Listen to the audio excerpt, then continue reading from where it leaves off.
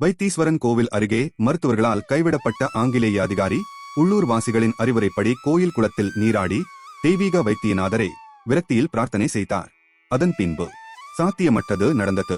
அவர் சிவபெருமானின் அருளால் முழுமையாக குணமடைந்தார். அவர் ஒரு பித்தளை விளக்கை நன்கொடையாக வழங்கினார் மற்றும் கோயில் குளத்தின் சில பகுதிகளை புதுப்பிக்க உதவினார். நீங்கள் நேசிக்கும் ஒருவர் நாள்பட்ட நோயுடன் போராடி கொண்டிருக்கிறீர்களா? அறிவியல் கைவிடும் போது நம்பிக்கையே கை கொடுக்கிறது.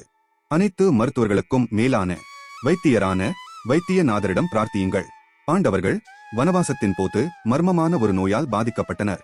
அப்போது ஸ்ரீகிருஷ்ணரின் ஆலோசனையின் பேரில் அவர்கள் சிவலிங்கங்களை நிறுவி வைத்தியநாதராகிய சிவனை மனமாற இறைஞ்சி வழிபட்டனர். அந்த சிவலிங்கங்கள் இன்று பஞ்ச வைத்தியநாதர் ஸ்தலங்கள் என போற்றப்படுகின்றன. வைத்தீஸ்வரன் கோயிலை காட்டிலும் பழமையானவை பாண்டூர், இவாநல்லூர், வரகடே, ராதா நல்லூர் மற்றும் மன்னிப்பள்ளம். இப்போது இந்த 5 ஆலயங்களையும் நாமும் சென்று காணலாம். 6 கோயில்களின் முழு விவரங்களுக்கும் மேலும் விரிவான யூடியூப் வீடியோவுக்கும் எனது வலைப்பதிவை பார்க்கவும். இணைப்புகள் விளக்கத்தில் உள்ளன. 1. வைத்தீஸ்வரன் கோவில் மயிலாடுதுறையிலிருந்து 15 கிலோமீட்டர். இது தேவார பாடல் பெற்ற ஸ்தலமாகும். சிவபெருமான் அங்காரகன் தொழுநோயையும் மன்னன் வீரசேனனின் மகன் காசநோயையும் குணப்படுத்தினார். 2. பாண்டூர் ஆதி வைத்தியநாத சுவாமி கோவில். வைத்தீஸ்வரன் கோவிலில் இருந்து 19 கிலோமீட்டர் தூரத்தில் உள்ள இந்த கோவிலில் பக்தர்கள் சூரிய புஷ்கரணியில் ஸ்நானம் செய்து நோய்களை அகற்றுகிறார்கள். இலட்சக்கணக்கான கடன்களில் மூழ்கிய ஹரிச்சந்திரன் இங்கு சிவனை வழிபட்டு விடுதலை பெற்றார். மன்னன் நளன் கார்கோடகன் கடித்ததால் ஏற்பட்ட வாத நோயில் இருந்து சிவபெருமான் அருளால் குணமடைந்தார். 3. இவாநல்லூர் ஆதி வைத்தியநாத சுவாமி கோவில். மயிலாடுதுறையிலிருந்து 12 கிலோமீட்டர் தூரத்தில் ஒரு காலத்தில் பிரம்மாண்டமாக இருந்த இந்த கோயில் தற்போது புனரமைப்பில் இருக்கும் சீரற்ற நிலையில்தான் உள்ளது. மூலவர் சிலைகள் ஒரு தற்காலிக குடிசையில் வைக்கப்பட்டுள்ளன.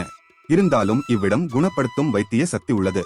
இந்த ஆலயம் விரைவில் முழுமையாக புதுப்பிக்கப்பட வேண்டும் என்று நாம் இறைவனை பிரார்த்திப்போம். 4. வரகடே ஸ்ரீ வருண்டீஸ்வரர் கோவில். வைத்தீஸ்வரன் கோவிலில் இருந்து 15 கிலோமீட்டர் தூரத்தில் அமைந்துள்ள இந்த நகரம் சோழர் கால அழகிய கட்டிடக்கலையை கொண்டுள்ளது. 5. ராதா நல்லூர் ஸ்ரீ ஆதி வைத்தியநாத சுவாமி கோவில். முதலாம் ராஜேந்திர சோழன் காலத்தில் கட்டப்பட்ட இந்த கோயில் 1000 ஆண்டுகள் பழமையானது என்று நம்பப்படுகிறது. 6. மன்னிப்பள்ளம் ஆதி வைத்தியநாத சுவாமி கோயில்.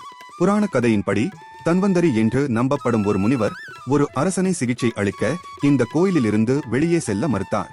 அவர் அரசனே இங்கு வந்து தீர்த்தத்தில் குளித்து சிவனை வணங்குமாறு வலியுறுத்தினார்.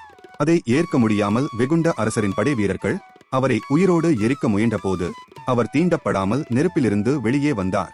ஓம் நம சிவாய.